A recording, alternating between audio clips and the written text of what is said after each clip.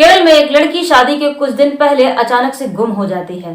परिवार के सभी लोग उस लड़की को हर जगह तलाश करते हैं, लेकिन लड़की की कहीं से भी कोई खबर नहीं मिलती है। उन्हें जहां जहां उम्मीद होती है कि उनकी बच्ची यहाँ हो सकती है, इसलिए जान पहचान वालों को, उस लड़की के फ्रेंड्स को हर जगह वो लोग फोन करके देख लेते हैं, लेकिन लड़की की कहीं से भी कोई खबर नहीं मिलती है। अब परिजन हताश निराश होकर पुलिस स्टेशन जाते हैं और अपनी बच्ची की गुमशुदगी की एक रिपोर्ट लिखाते हैं। अब पुलिस भी परिजनों के साथ उस बच्ची की तलाश में जुट जाती है कि शायद इनकी लड़की यहाँ मिल जाए।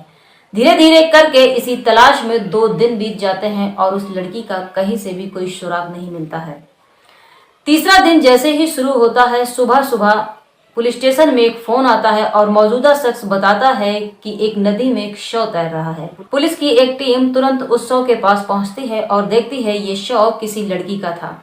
इसलिए उन्हें 2 दिन पहले लिखाई गई एक गुमशुदगी की रिपोर्ट याद आती है, तो वो तुरंत उन परिजनों को फोन करती है और उन्हें शव की शिनाख्त करने के लिए बुलाया जाता है।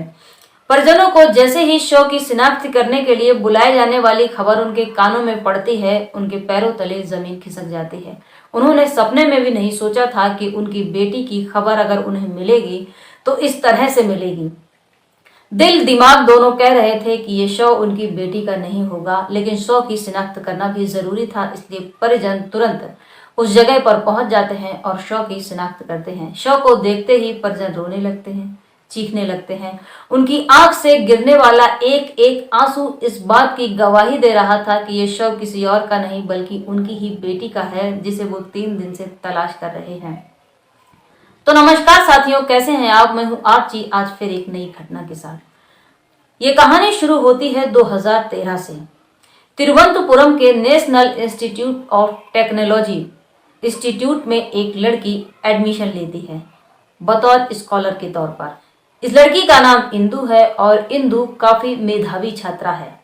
इसे पढ़ने लिखने का बचपन से ही काफी शौक रहा है। ये इंस्टीट्यूट की अन्य लड़कियों से सबसे अलग थी। इसे किसी भी लड़की से ज्यादा मतलब नहीं था, ये सिर्फ और सिर्फ अपनी पढ़ाई पर ध्यान देती थी, इसलिए इंस्टीट्यूट के लड़के इससे ज्यादा मतलब भी नहीं रखते थे। इसी इंस्टीट्यूट में एक दिन लेक्चर के दौरान इंदु की मुलाकात एक प्रोफेसर से होती है। प्रोफेसर जब इंदु की आवाज और बात करने का लहजा देखता है तो प्रोफेसर उसी समय इंदु को पसंद करने लगता है, इंदु से प्यार करने लगता है। लेकिन इंदु ये बात नहीं जानती थी कि प्रोफेसर को इंदु की आवाज इतनी ज्यादा पसंद आई है कि वो एक ही बार में उसे पसंद करने लगा है। दरअसल इंदु जितनी होशियार थी उतनी सुंदर भी थी और उसकी आवाज भी मनमोहक थी। अब प्रोफेसर जब भी क्लास में आता था तो इंदु से कुछ ना कुछ जरूर पूछता था, इसलिए इंदु प्रोफेसर को अच्छी तरह से जानने पहचानने लगी थी। अब इंदु को जब भी कोई समस्या होती थी तो वो सीधा उसी प्रोफेसर के पास चली जाती थी। कभी इंदु प्रोफेसर के पास जाती थी तो कभी खुद प्रोफेसर इंदु से मिलने के लिए इंदु के पास चला जाता था। इस तरह से ये मुलाकातें जान पहचान में बदल जाती हैं। इंदु जब भी कोई समस्या लेकर प्रोफेसर के पास जाती थी तो प्रोफेसर जल्द से जल्द उसकी समस्या को सुलझा देता था, इसलिए इंदु प्रोफेसर से काफी प्रभावित थी। इंदु ने प्रोफेसर के विषय में अपने घर वालों को भी बता रखा था कि उसे इस इंस्टीट्यूट में एक अच्छे खासे प्रोफेसर मिल गए हैं जो उसकी हर वक्त मदद कर दिया करते हैं। धीरे धीरे ये मुलाकातें बढ़ने लगती हैं और मुलाकातें जान पहचान में और जान पहचान प्यार में बदल जाती है। अब इंदु भी धीरे धीरे प्रोफेसर की तरफ अट्रैक्ट होने लगी थी और इंदु भी प्रोफेसर से प्यार करने लगी थी। जब प्रोफेसर ये समझ लेता है कि इंदु भी उसे प्यार करने लगी है, उसे चाहने लगी है, तो प्रोफेसर एक दिन इंदु से शादी की बात करता है और शादी का प्रस्ताव इंदु के सामने रखता है। इंदु इस प्रस्ताव को एक्सेप्ट कर लेती है, लेकिन इंदु जानती थी कि प्रोफेसर और इंदु की उम्र में काफी फासला है। हो सकता है उसके घर वाले इस शादी के लिए हाँ ना करें, इसलिए वो घर वालों को प्रोफेसर के विषय में तो बताती रहती है, लेकिन कभी ये नहीं बताती है कि प्रोफेसर और इंदु एक दूसरे को पसंद करते हैं, एक दूसरे के साथ पूरा जीवन बिताना चाहते हैं। घर वाले भी प्रोफेसर को अच्छी तरह से जानने पहचानने लगे थे। घर में जब भी कोई फंक्शन होता था तो इंदु के पिता प्रोफेसर को इनवाइट जरूर करते थे और जब भी कभी बाहर जाते थे तो प्रोफेसर के घर भी घुमाते थे और प्रोफेसर को अपनी बेटी की मदद के लिए धन्यवाद भी देते रहते थे। प्रोफेसर भी इंदु के माता पिता को अच्छी तरह से जानता था। लगभग इंदु का पूरा परिवार उस प्रोफेसर से अच्छी तरह से परिचित था, लेकिन कभी भी किसी के दिमाग में ये नहीं आया कि इंदु और प्रोफेसर एक दूसरे से प्यार भी कर सकते हैं। एक दिन प्रोफेसर इंदु से पूछता है कि क्या उसने हमारी शादी को लेकर घर में बातचीत की है। इंदु मना कर देती है और कहती है कि उसे डर है कहीं पिताजी मना न कर दे, क्योंकि इंदु और प्रोफेसर की कास्ट अलग अलग थी। लेकिन प्रोफेसर अपने मन में पूरा फैसला कर चुका था कि उसे शादी करनी है तो इंदु से ही करनी है, और इधर इंदु ने भी प्रोफेसर का शादी करने वाला प्रपोजल एक्सेप्ट कर लिया था। धीरे धीरे करके इंस्टीट्यूट में 1 साल बीत जाता है, लेकिन घर वाले अभी भी ये बात नहीं समझ पाते हैं कि इंदु और प्रोफेसर एक दूसरे को चाहते हैं, एक दूसरे से शादी करना चाहते हैं। 24 अप्रैल 2012 को प्रोफेसर 2 टिकट बुक करता है तिरुवनंतपुरम से कोझिकोड के लिए, और टिकट बुक करने के बाद वो घर आता है और घर आने के बाद इंदु को फोन करता है। फोन पर बताता है कि वो उसे एक सरप्राइज देना चाहता है।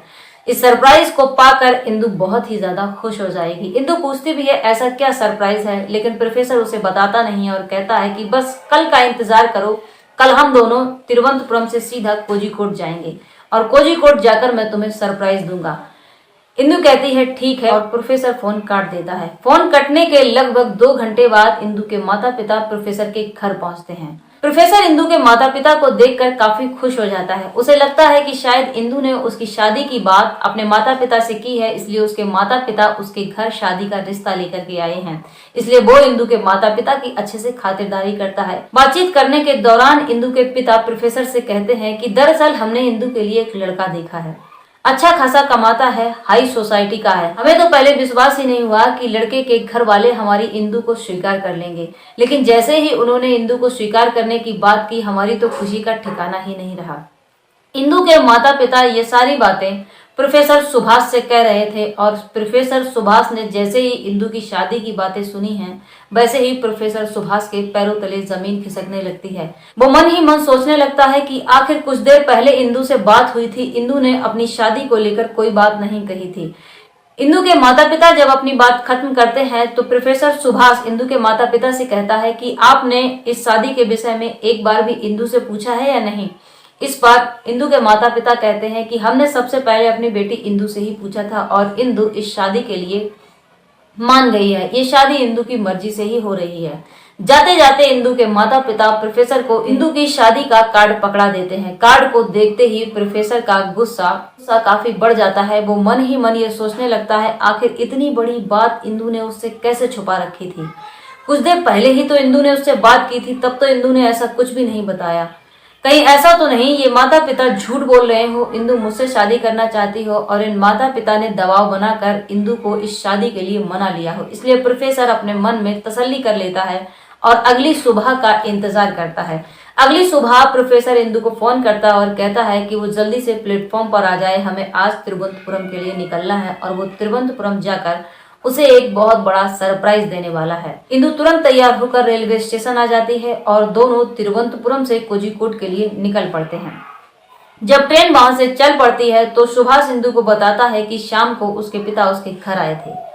उन्होंने उसकी शादी का कार्ड भी पकड़ाया है।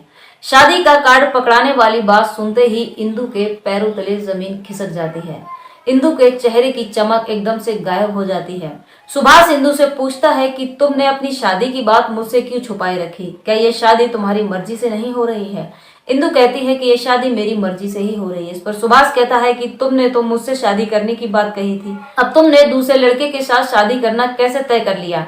इस पर इंदु कहती है कि दरअसल हमारी कास्ट एक नहीं है। हमारे माता पिता उस लड़के के यहाँ जब रिश्ता तय करके आए थे तब काफी खुश थे, मैं उनकी खुशी को मिटाना नहीं चाहती थी। वैसे भी हमारी उम्र में काफी फर्क है, मुझे लगता है मेरे माता पिता इस रिश्ते के लिए कभी स्वीकार नहीं करेंगे, इसलिए मैंने उनके रिश्ते पर हाँ कर दी। सुभाष इंदु से कहता है कि वो ऐसा कैसे कर सकती है, वो सुभाष को चाहती है, सुभाष उसे चाहता है, आखिर एक तीसरा आकर के उनकी मोहब्बत को कैसे बर्बाद कर सकता है। इंदु काफी देर तक सुभाष को समझाती रहती है, इसलिए दोनों में काफी देर तक बहस होती है। इसी बहस के दौरान सुभाष इंदु को चुप कराता है और कहता है मेरी बात सुनो, हम लोग आज तिरुवनंतपुरम जा रहे हैं, जानती हो किस लिए? हम लोग कोर्ट मैरिज करने के लिए जा रहे हैं। उसने शादी के लिए रिजर्वेशन कराया है और आज उन दोनों की शादी है। शादी करने के लिए वो कोझिकोड जा रहे हैं। शादी की बात सुनते ही इंदु को प्रोफेसर पर गुस्सा आने लगता है। प्रोफेसर से बातों ही बातों में बिगड़ने लगती। वो कहती है कि उसने ये बात उसे पहले क्यों नहीं बताई है। प्रोफेसर इंदु को समझाते हुए कहता है कि वो दोनों एक दूसरे को पसंद करते हैं, एक दूसरे से प्यार करते हैं, इसलिए शादी के बंधन में बंधने का हक भी उन दोनों को ही है। कोई तीसरा उनके बीच में कैसे आ सकता है। लेकिन इंदु बार बार सुभाष को समझाती है और कहती है कि वो अपने माता पिता की पगड़ी इस तरह से नहीं उछाल सकती है। लेकिन सुभाष को इंदु की बातें समझ नहीं आ रही थी। इन दोनों की बहस इतनी ज्यादा बढ़ जाती है कि आसपास के बैठे लोग इन दोनों की तरफ देखकर इनकी बातें सुनने लगते हैं। इस पर सुभाष धीरे से इंदु के कान में कहता है कि उसकी बातें आसपास के लोग भी सुन रहे हैं, क्यों ना हम लोग खिड़की के पास खड़े होकर के बातें करें। अब इस समय तकरीबन रात के 2 बज रहे थे और इंदु और सुभाष ट्रेन के गेट के पास खड़े होकर के बहस कर रहे थे। लेकिन इंदु न सुभाष की बात समझ रही थी और न सुभाष इंदु की बात समझ पा रहा था। दोनों में इस बात को लेकर काफी देर तक बहसबाजी होती रहती है। अंत में इंदु सुभाष से कड़े लहजे में कह देती है वो उसे शादी करने दे, उस पर किसी भी तरह का दबाव ना बनाए। वो अपने प्यार के चक्कर में अपने माता पिता की इज्जत इस तरह से डुबो नहीं सकती है। सुभाष को इंदु की बातों पर गुस्सा आ जाता है और सुभाष इंदु को चलती ट्रेन से धक्का दे देता है। जिस समय सुभाष ने इंदु को धक्का दिया था उस समय ये ट्रेन एक पुल से गुजर रही थी और इंदु किसी चीज से टकरा कर सीधा नदी में गिर जाती है और नदी में गिरने के बाद वो शव पुलिस को मिल जाता है, जिसकी शिनाख्त इंदु के घर वाले करने के लिए वहां पर आए थे। जब इंदु के पिता पुलिस को बताते हैं कि इंदु की कुछ दिन बाद शादी होने वाली थी तो पुलिस के लोग इसे सुसाइड समझकर केस को क्लोज कर देते हैं। लेकिन इंदु के पिता ये बात मानने को तैयार नहीं थे कि उनकी बेटी किसी भी तरह से सुसाइड करेगी, क्योंकि उनकी बेटी हर तरह से हर परिस्थिति से निपटने का हौसला रखती थी। वो खुद दूसरों को हौसला देती थी तो खुद अपना हौसला कैसे खत्म कर सकती थी। अगर उसे इस शादी से कोई ऐतराज था तो वो एक बार तो अपने माता पिता को जरूर बताती। इसलिए उन्हें पुलिस की इस कार्रवाई पर संतोष नहीं मिलता है। वो कुछ दिनों बाद उसी जगह पर जाते हैं जहां पर इंदु का शव मिला था और बैठकर रोने लगते हैं। जब वो रोने लगते हैं तो एक आदमी उनसे पूछता है कि आप क्यों रो रहे हो। तो इंदु के पिता बताते हैं कि कुछ दिन पहले उनकी बेटी का शव यहाँ से मिला था। इस पर वो आदमी कहता है कि रात में किसी आदमी ने उनकी बेटी को ऐसा लगता था जैसे धक्का दिया है। धक्का देने की बात सुनकर इंदु के पिता उस आदमी से कहते हैं मैं आपकी बातें समझ नहीं पा रहा हूँ। वो आदमी कहता है कि मैं यहीं पर दिहाड़ी करता हूँ, इस नदी से रेत निकालने का काम करता हूँ। जिस रात इस लड़की को धक्का दिया गया था वो यहीं पर सो रहा था। जब ट्रेन पुल से गुजर रही थी तो उसकी आंख खुल जाती है और वो ट्रेन की तरफ देखने लगता है। तभी अचानक से कोई ट्रेन के बाहर गिरता हुआ दिखाई देता है और उसी के पीछे कोई साया जैसा उसे नजर आता है। जैसे ही इंदु के पिता उस आदमी की बातें सुनते हैं तो इंदु के पिता का शक यकीन में बदल जाता है। वो तुरंत उस आदमी को लेकर पुलिस के पास जाते हैं और वो वही बात पुलिस वालों को भी बता देता है। अब इंदु के पिता पुलिस वालों से मांग करते हैं ये केस पुलिस को न देकर के सीबीआई को सौंपा जाए। जब ये केस सीबीआई के हाथों में जाता है तो सीबीआई सबसे पहले पोस्टमार्टम रिपोर्ट निकालती है। तो रिपोर्ट में ये पता चलता है कि इंदु के सिर पर गहरी चोट आई थी, वो भी सिर के पीछे की तरफ थी। सीबीआई जब गहराई से इस पोस्टमार्टम की रिपोर्ट पर ध्यान देते हैं तो उन्हें पता चलता है कि जब कोई सुसाइड के लिए छलांग लगाएगा तो कभी उनके सिर के पीछे के हिस्से पर चोट नहीं लगती, सिर के आगे हिस्से पर चोट लगती है। इसलिए अब वो कंफर्म हो जाते हैं कि ये सच में मामला सुसाइड का नहीं है बल्कि मर्डर का है। इसलिए सीबीआई सबसे पहले टिकट घर जाते हैं और वहीं से अपनी छानबीन शुरू करते हैं। वहां जाकर पता चलता है कि एक सुभाष नाम के लड़के ने 2 टिकट बुक करवा रखी थी जिसमें सुभाष था और इंदु थी। जैसे ही इस बात का खुलासा होता है वैसे ही सुभाष को पुलिस पकड़ लेती है और सुभाष से पूछताछ की जाती है।